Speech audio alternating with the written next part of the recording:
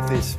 Que s'est-il passé le 25 août 2015? Vous ne vous le rappelez pas, je vais vous le rappeler. Donc, c'était l'attaque du Thalys. Vous vous rappelez, 3 Américains qui risquent leur vie pour en sauver d'autres face à un djihadiste. Alors, leur nom, je les rappelle, Spencer Stone, Anthony Sadler et Alec Skarlatos. Du coup, ils sont rentrés aux États-Unis, ils ont eu leur petite médaille en Californie, qui leur a remise Clint Eastwood.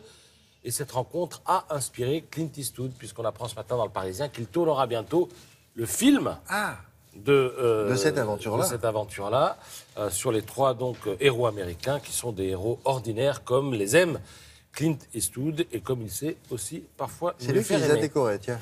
Oui, alors je ne sais pas pourquoi. Alors est-ce qu'il a un mandat électif? Est-ce que c'était symbolique? Oui, il a demandé. Peut-être l'a-t-il demandé, peut-être eux ont-ils demandé que ce soit lui qui les décore. En tout cas, d'après Le Parisien, c'est lui qui les aurait décorés il y a un an.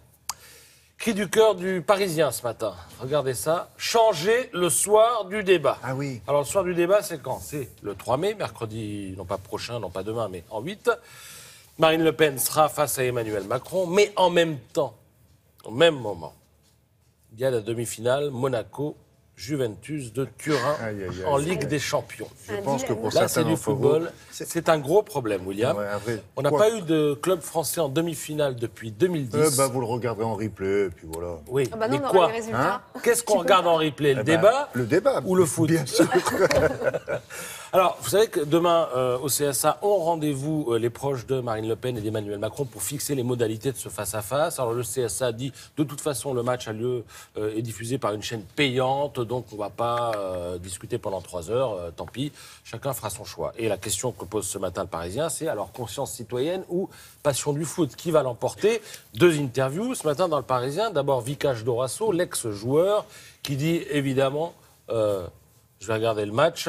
Macron, on n'a qu'à annuler le débat comme Chirac l'avait fait. On ne discute pas avec le diable, je mets des guillemets. C'est en tout cas l'idée que se fait Vicage Dorasso du Front National. Et il faudrait supprimer le débat. Et alors, il y a Daniel Cohn-Bendit. Il aime la politique, mais il adore le foot. Il parle ce matin de drame shakespearien, de tragédie grecque. Je le cite, il dit la question, c'est qu'est-ce qu'on enregistre, comme je vous disais, est-ce qu'on enregistre le débat ou est-ce qu'on enregistre... Et il se dit finalement, je vais peut-être trouver la solution. Non, mais c'est terrible pour un match de foot, parce que si vous connaissez, il faut boucher les oreilles pour ne pas connaître l'issue du match. La radio, le bruit, les klaxons, enfin... Oui. Et vous avez... il propose, Cohn-Bendit, de mettre le match à la télé, sans le son, et le débat sur l'ordinateur. Alors moi, je dis, faites pas le contraire. Parce que si vous mettez le débat sans le son et le match sans l'image, ça va être épouvantable. Exact. Bon, à suivre, c'est pas réglé cette affaire.